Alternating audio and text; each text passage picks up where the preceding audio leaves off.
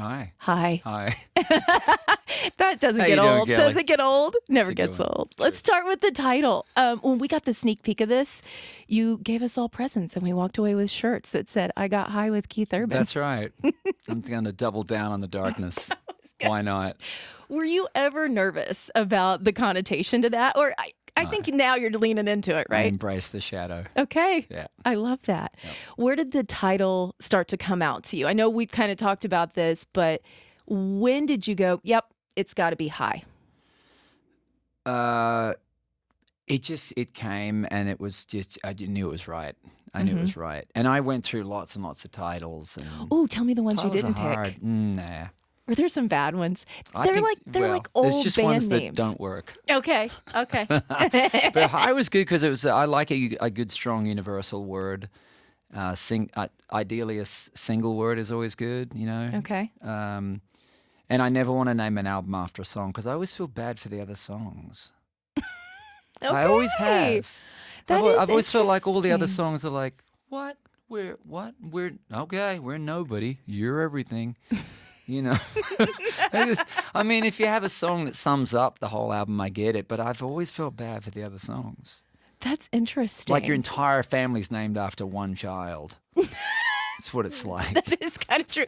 Well, you know what's interesting too is not only has it never been like one of the songs, but you've never really even picked a lyric from a song, have you? That I have. Yeah, Okay. yeah. Definitely Defying Gravity Okay. came from a lyric in the song. But most of them have been either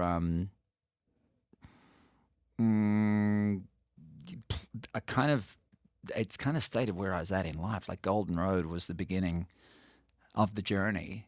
And then Be Here was me reading about being present, being in the moment, and that's kind of where I was at in my life. And then I meet my wife, and then everything starts to go haywire in good and bad ways. And so you have love, pain, and the whole crazy thing. And so every record kind of tells you what was going on in my life at that time. Then I get out of rehab, and that record's called Defying Gravity, and so on. Yeah. Okay, this is such a sidebar, but everything that you just described to me sounds like it's a part of The Wizard of Oz. You started on Golden Road, and then you ended up defying gravity. I mean, let's just say you could throw out Oz as one of them somewhere in this mix going forward. There you go. That's a freebie for the future. Thank you there very you much. Go. You're welcome. I'll catch you in. We've been playing Messed Up As Me for a while now, and you came by it when it was released. But there's so much music on this album that I really want to talk about, including Laughing All the Way to the Drink. Thank you. Where did this song come from? Give me all of the details. I wanted to write with, so I've written with Mike Elizondo before. He's a great songwriter, producer, player, great bass player, a phenomenal bass player. My drummer in my band, Terrence Clark, is a great drummer. And what was happening at all the sound checks we were doing is he'd just play a groove and I just start playing something and I'm like, I feel like we're writing a song. Every time we do sound check, I feel like we're writing a song. Mm-hmm. So I called Mike and I said, let me try something different. And Terrence doesn't write songs, but he seems to spark inspiration in me. Let's have him come to the studio and just play anything he wants to play, and then you and me will follow him, and we'll see if we can create some music tracks that we might be able to turn into songs. So basically it was just jamming. It was the three of us jamming, and that's why it's pretty raw, because it's primarily a three-piece band, bass, drums, guitar, and we fleshed out this whole track, but had no lyric. I brought Ben Burgess around to hear all this stuff we'd written, and I go, I kind of like this song. What does this song make you think of? And Ben said, I don't know, it's like Laughing All the Way to the Bank. And when he said it, I went, oh, it's got to be Laughing All the Way to the Drink. Just has to. And I know what we're going to write about. And it was really easy to write. I love that story. Okay, we're going to play it coast to coast right now on Y'all Access. It's Keith Urban, Laughing All the Way to the Drink. Oh, my God, you're going to play that Insanity? Yeah. God bless you. Of course. I can play whatever I want. It's my show.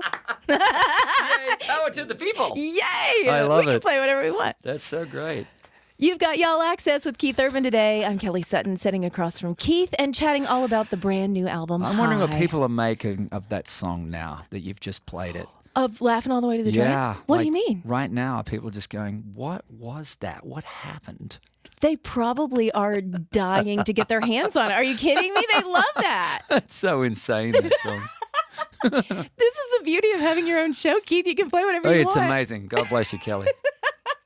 Very grateful. Okay, we have talked already about the metamorphosis of the project and what it went through, how you started, you made an album, scrapped most of it, kept 4 songs, and then just really built the entire project around those 4.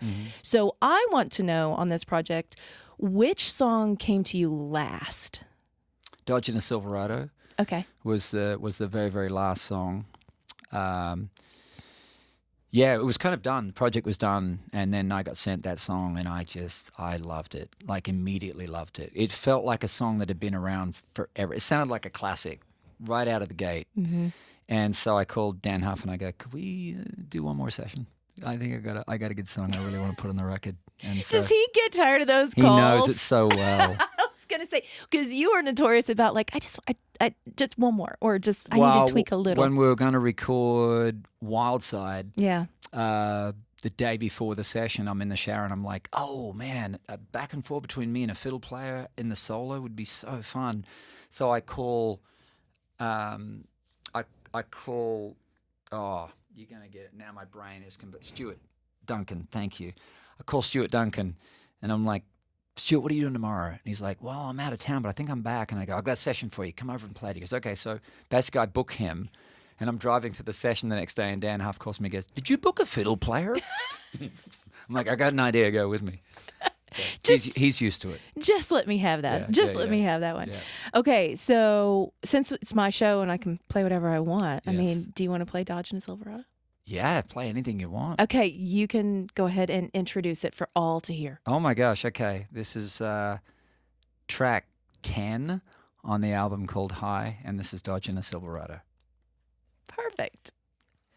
Keith Urban is on your radio and in my studio today. The album is done. It's out to the world. You have a couple of festivals in the books, 10 shows in Las Vegas that you're going to be doing, which is really exciting. But are we going to get a tour on this album? Oh, heck yeah. Okay, good. Yeah, one of the big gut punches of scrapping a whole album was knowing that I was probably going to have to push the tour off a year. So we should have been touring in 24. Yeah. But instead I got to finish the album that I'm much happier with, and now we can tour in 25.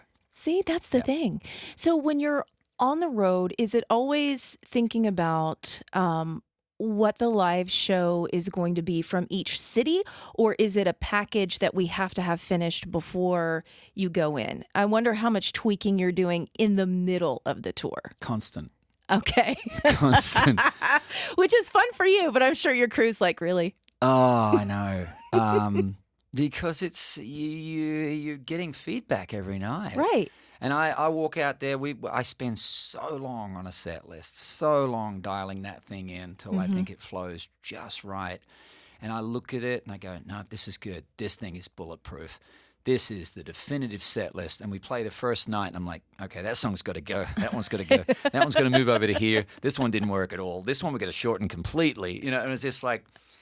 You have to put it in front of the audience to know what works and what doesn't work.